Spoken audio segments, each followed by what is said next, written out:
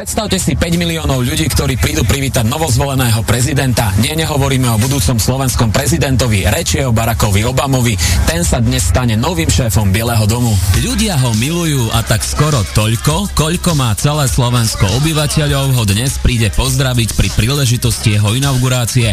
Obama je totiž človek, ktorý má veľké charizma a vôbec mu nevadí napríklad počas cesty zastaviť svoj doprovod a len tak sa ísť naobedovať do obchodu s rýchlym občerstvením.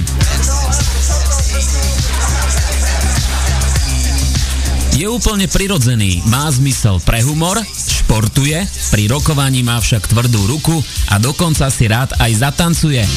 No povedzte, nechýba tým našim slovenským kandidátom na prezidenta niečo?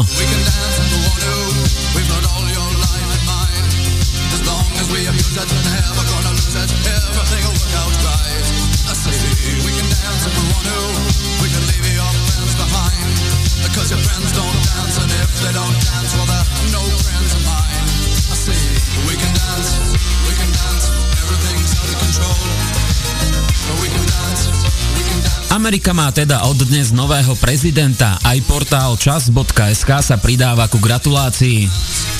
Barackovi Obamovi zatiaľ dôveruje až 82% Američanov. Je to historicky najvyššie číslo. Podľa politológov však už po roku v úrade bude jasné, či jeho predvolebné sľuby fungujú.